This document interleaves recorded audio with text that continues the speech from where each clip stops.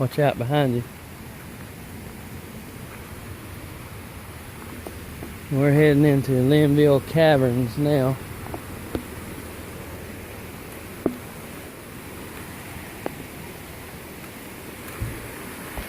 Man, look how clear that water is.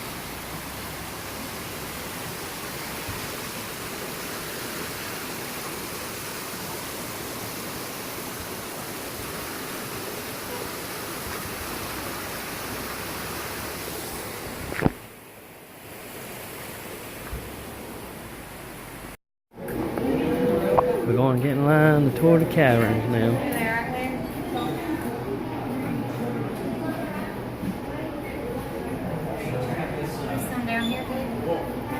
Yeah, we'll come back and get us one. Yeah, we always buy magnets for our refrigerator everywhere we go. It's kind of our thing.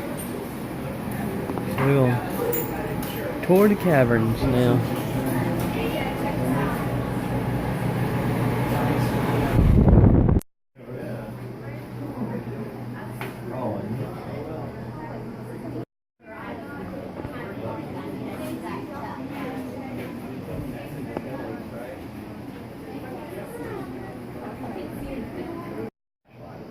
Things like that, but that's all the rigmarole, that stuff.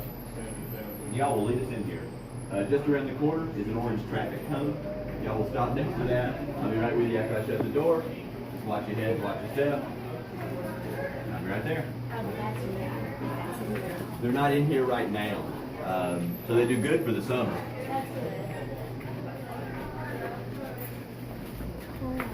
All right, yep, y'all just watch your heads. I'll see you in a week. Yeah.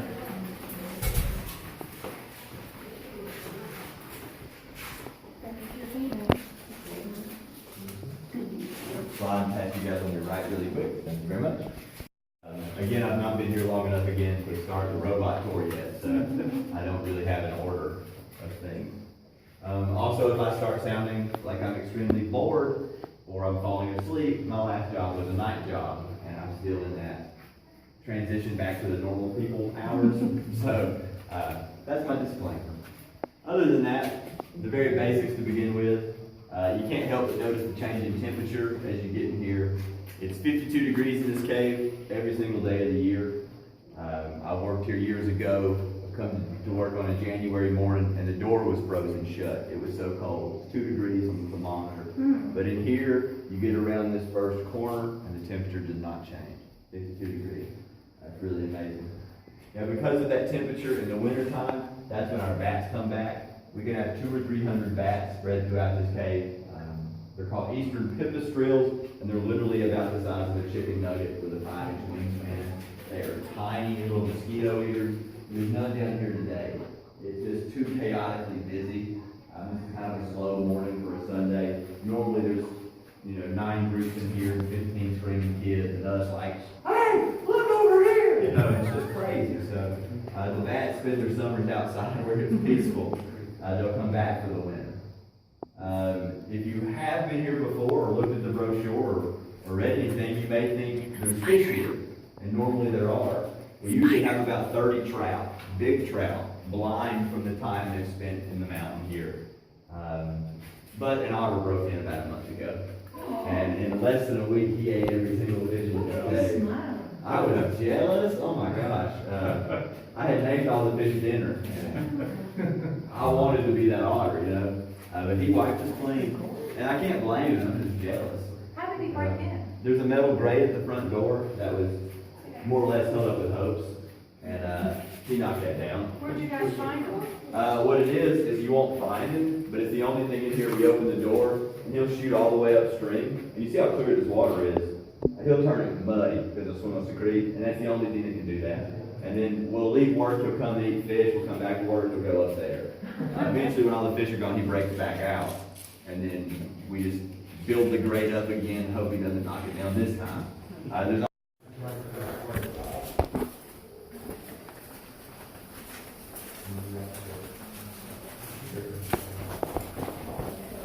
Every time I look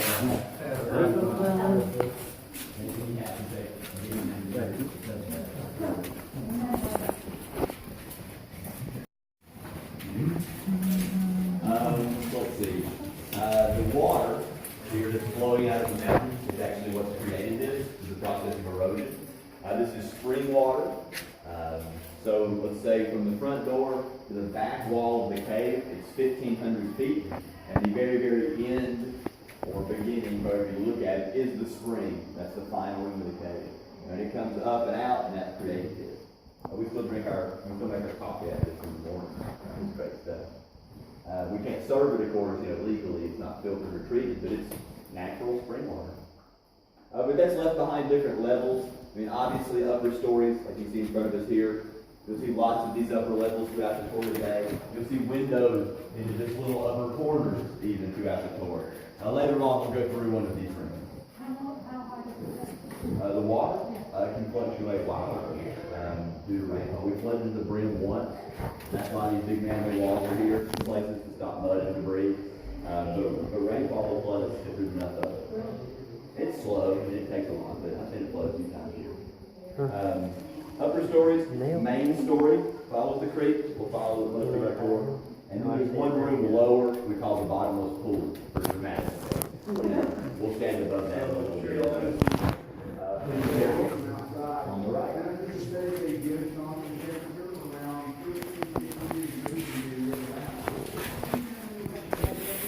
is pretty cool.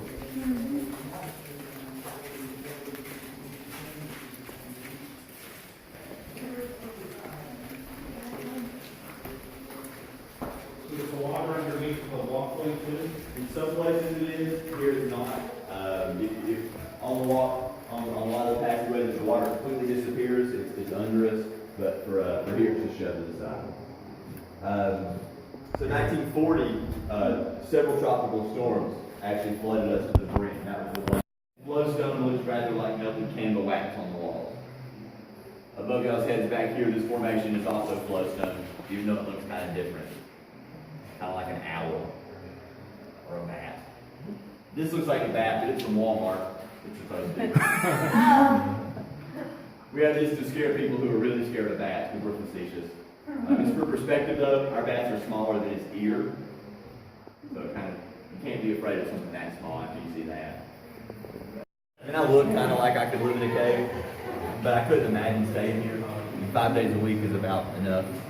But these guys lived in here, and we're told for several months to a year they lived in this cave, in this mountain. There was a sandbar right beneath where we're standing. It's a dry place for them to stay on. When they were discovered, thank you. We found cobbler benches, lanterns, tools, all kind of stuff that these men had left behind here with them. It's pretty amazing. Right, as they were deserters, as they get caught. They lasted for several months to a year in this cavern before they were found. And the only thing that got them discovered was the smoke from their fire. As simple as that sounds, it was escaping, and you could see it, and it led people down here.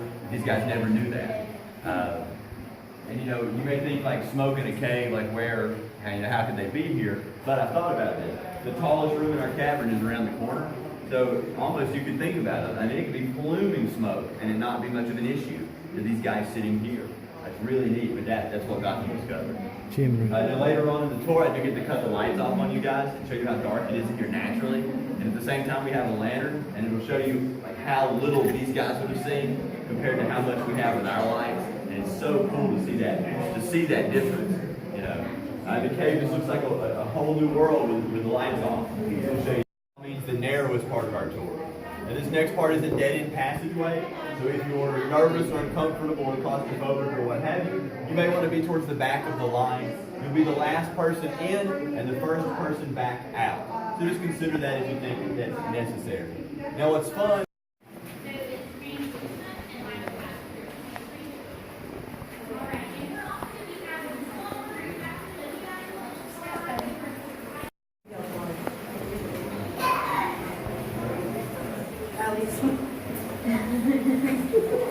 Worst picture ever. Look at that face.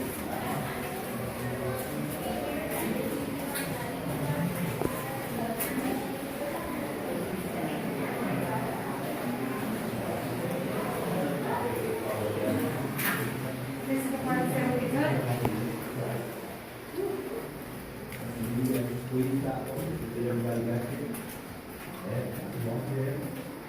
We're cave dwellers. Again, especially ladies right here, you young, you just want to squeeze in a little bit. Man. Y'all are young, you'll bounce back to He's shape. really near Your it. comfort's a little concerned. Just kind of squeezing as best y'all can, get this last couple into view here.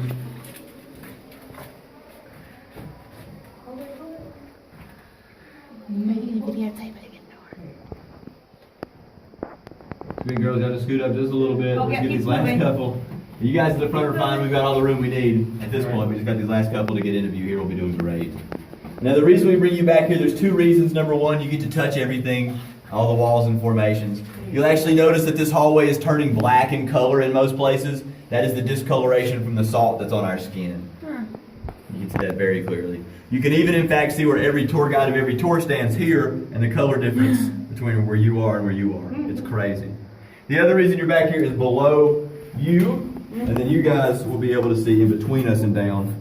And though you're not on the grate, you still have the better view. So, beneath your feet is the lower story room, the bottomless pool. We genuinely don't know how deep this is. We've actually dropped a weighted cable 250 feet long below you, and that never found the bottom. So it is at least 250 feet deep. We've had cave divers in this in 2005, though I can't imagine why. But two men dove below you, making it about 50 feet before it was too narrow, and they came back to the surface. And that is water down there. It looks almost like glass, but that is water. It's just stagnant. There's no flow or movement. There's no fish. Just an amazing number of car keys and cell phones and wallets and watches and I imagine things that. like that. How did the divers get in there? There's a little corner at the end, and there's just a little bit of space. And they were able to go over the bars and then have like their gear handed down, and they just sunk down.